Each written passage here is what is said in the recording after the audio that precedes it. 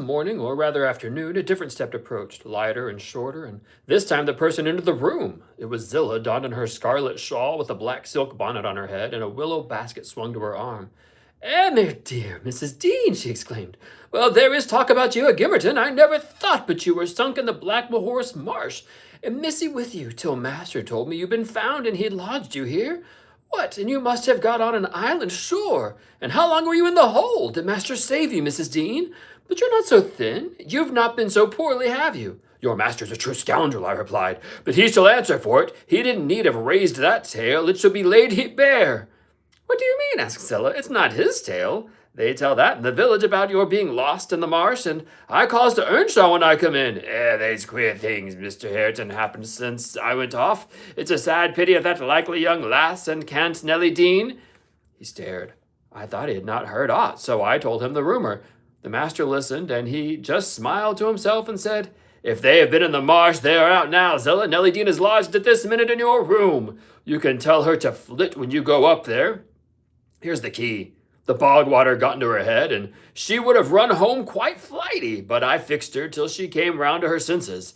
You can bid her go to the Grange at once if she is able, and carry a message from me that her young lady will follow in time to attend the squire's funeral." "Mr. Edgar is not dead," I gasped. "Oh, Zillah, Zillah!" "No, no, sit down, my good mistress," she replied. "You're right sickly yet. He's not dead. Dr. Kenneth thinks he may last another day. I met him on the road and asked." Instead of sitting down, I snatched my outdoor things and hastened below, for the way was free. On entering the house, I looked about for someone to give information on Catherine. The place was filled with sunshine, and the door stood wide open, but nobody seemed at hand. As I hesitated whether to go off at once or return and seek my mistress, a slight cough drew my attention to the hearth. Linton lay on the settle, sole tenant sucking a stick of sugar candy and pursuing my movements with apathetic eyes. "Where's Miss Catherine?" I demanded sternly, supposing I should frighten him into giving intelligence by catching him thus alone. He sucked on like an innocent. "Is she gone?" I replied. "No," he replied. "She's upstairs. She's not to go. We won't let her." "You won't let her, little idiot!" I exclaimed. "Direct me to her room immediately, or I'll make you sing out sharply." "Papa would make you sing out if you attempted to get there," he answered. "He says I'm not to be soft with Catherine. She's my wife, and it's shameful that she should wish to leave me. He says she hates me and wants me to die, that she may have my money, but she shan't have it, and she shan't go home. She never shall. She may cry and sick as much as she pleases." He resumed his former occupation, closing his lids as if he meant to drop off asleep. "Master Heathcliff," I resumed, "have you forgotten all Catherine's kindness to you last winter when you affirmed you loved her, and when she brought you books and sung you songs and came many a time through wind and snow to see you? She wept to this one evening because you would be disappointed, and you felt then that she was 100 times too good to you, and now you believe the lies your father tells you, though you know he detests you both, and you join him against her? That's fine gratitude, is it not?" The corner of Linton's mouth fell, and he took the sugar candy from his lips. "Did she come to Wuthering Heights because she hated you?" I continued. "Think for yourself. As to your money, she does not even know that you will have any. And you may say she's sick, and yet you leave her alone up there in a strange house? You, who have felt what it is to be so neglected? You could pity your own sufferings, and she pitied them too, but you won't pity hers? I shed tears, Master Heathcliff, you see, an elderly woman and a servant merely in you. After pretending such affection and having reason to worship her almost, store up every tear you have for yourself and lie there quite at ease? You are a heartless, selfish boy." "I can't stay with her," he answered crossly. "I'll not stay by myself. She cries so I can't bear it, and she won't give over, though I say I'll call my father. I did call him once, and he threatened to strangle her if she was not quiet. But she began again the instant he left the room, moaning and grieving all night long, though I screamed for vexation that I couldn't sleep." "Is Master Heathcliff out?" I inquired, perceiving that the wretched creature had no power to sympathize with his cousin's mental tortures. "He's in the court," he replied, "talking to Dr. Kenneth, who says uncle is dying truly at last.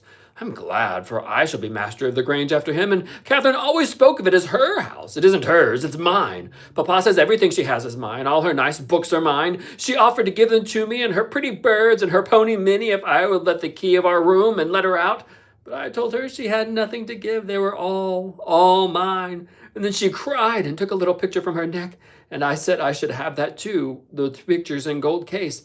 On one side, her mother, and on the other side, Uncle when they were young. That was yesterday. I said they were mine too and tried to get them from her. The spiteful thing wouldn't let me. She pushed me off and hurt me. I shrieked out. That frightens her. She heard Papa coming and she broke the hinges and divided the case and gave me her mother's portrait.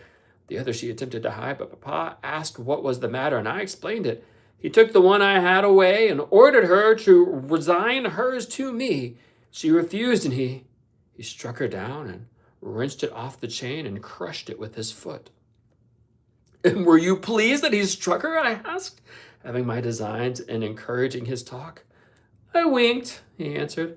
I winked to see my father strike a dog or a horse. He does it so hard, yet I was glad at first. She deserved punishing for punishing me. But when Papa was gone, she made me come to the window and showed me her cheek cut on the inside against her teeth and her mouth filling with blood.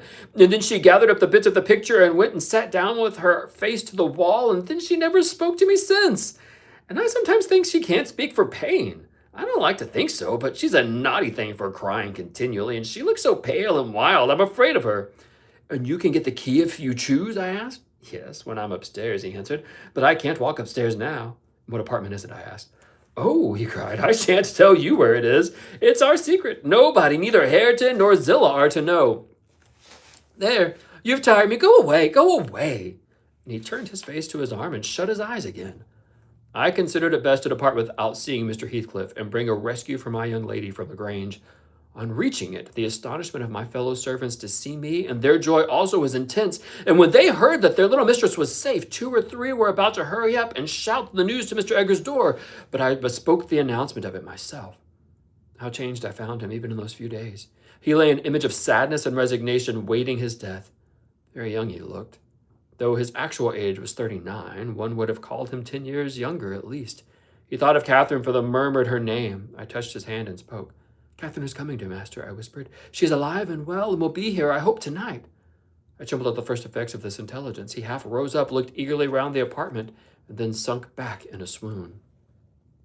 As soon as he recovered, I related our compulsory visit and detention at the Heights. I said Heathcliff forced me to go in, which was not quite true. I uttered as little as possible against Linton, nor did I describe all his father's brutal conduct, my intentions being to add no bitterness, if I could help it, to his already overflowing cup. He divined that one of his enemy's purposes was to secure the personal property as well as the estate to his son, or rather himself, yet why he did not wait till his decease was a puzzle to my master, because ignorant how nearly he and his nephew would quit the world together. However, he felt that his will had better be altered. Instead of leaving Catherine's fortune at her own disposal, he determined to put it in the hands of a trustee for her use during life, and for her children, if she had any after her. By that means, it could not fall to Mr. Heathcliff should Linton die. Having received his orders, I dispatched a man to fetch the attorney, and 4 more, provided with serviceable weapons, to demand my young lady of their jailer. Both parties were delayed very late. The single servant returned first. He said Mr. Green, the lawyer, was out when he arrived at his house, and he had to wait 2 hours for his re-entrance, and then Mr. Green told him he had a little business in the village that must be done, but he would be at the Trust Grange before morning. The 4 men came back unaccompanied also. They brought word that Catherine was ill, too ill to quit her room, and Heathcliff would not suffer them to see her. I scolded the stupid fellow well for listening to that tale, which I would not carry to my master, resolving to take a whole bevy up to the Heights at daylight and storm it, literally, unless the prisoner were quietly surrendered to us. Her father shall see her, I vowed, and vowed again if that devil be killed on his own doorsteps in trying to prevent it. Happily, I was spared the journey and the trouble. I had gone upstairs at 3 o'clock to fetch a jug of water, and was passing through the hall with it in my hand when a sharp knock at the front door made me jump. Oh, it is Green, I said, recollecting myself. Only Green, and I went on, intending to send somebody else to open it. But the knock was repeated, not loud, and still importunately. I put the jug on the banister and hastened to admit him myself. The harvest moon shone clear outside. It was not the attorney. My own sweet little mistress sprung on my neck, sobbing, Ellen, Ellen, is Papa alive? Yes, I cried. Yes, my angel, he is. God be thanked you are safe and with us again. She wanted to run breathless as she was upstairs to Mr. Linton's room, but I compelled her to sit down on a chair and made her drink and washed her pale face, chafing it into a faint color with my apron. Then I said I must go first and tell of her arrival, imploring her to say she should be happy with young Heathcliff. She stared, but soon comprehending why I counseled her to utter the falsehood, she assured me she would not complain. I couldn't abide to be present at their meeting. I stood outside the chamber door a quarter of an hour and hardly ventured near the bed then. All was composed, however. Catherine's despair was as silent as her father's joy. She supported him calmly in appearance, and he fixed on her features his raised eyes that seemed dilating with ecstasy. He died blissfully, Mr. Lockwood. He died so. Kissing her cheek, he murmured, I'm going to her, and you, darling child, shall come to us, and never stir to speak again. He continued that rapt, radiant gaze till his pulse imperceptibly stopped, and his soul departed. None could have noticed the exact minute of his death. It was so entirely without a struggle. Whether Catherine had spent her tears, or whether the grief were too weighty to let them flow, she sat there dry-eyed till the sun rose. She sat till noon, and would still have remained brooding over that deathbed, but I insisted on her coming away and taking some repose. It was well I succeeded in removing her, for at dinner time appeared the lawyer, having called at Wuthering Heights to get his instructions on how to behave. He had sold himself to Mr. Heathcliff, and that was the cause of his delay in obeying my master's summons. Fortunately, no thought of worldly affairs crossed the latter's mind to disturb him after his daughter's arrival. Mr. Green took upon himself to order everything and everybody about the place. He gave all the servants but me notice to quit. He would have carried his delegated authority to the point of insisting that Edgar Linton should not be buried beside his wife, but in the chapel with his family. There was the will, however, to hinder that, and my loud protestations against any infringement of its directions. The funeral was hurried over. Catherine, Mrs. Linton Heathcliff now, was suffered to stay at the Grange till her father's corpse had quitted it. She told me that her anguish had at last spurred Linton to incur the risk of liberating her. She heard the men I sent disputing at the door, and she gathered the sense of Heathcliff's answer. It drove her desperate. Linton, who had been conveyed up to the little parlor soon after I left, was terrified into fetching the key before his father reascended. He had the cunning to unlock and relock the door without shutting it, and when he should have gone to bed, he begged to sleep with Hareton, and his petition was granted for once. Catherine stole out before break of day. She dare not try the doors, lest the dogs should raise an alarm. She visited the empty chambers and examined their windows, and, luckily, lighting on her mother's, she got easily out of its lattice and onto the ground by means of the fir tree close by. Her accomplice suffered for his share in the escape, notwithstanding his timid contrivances.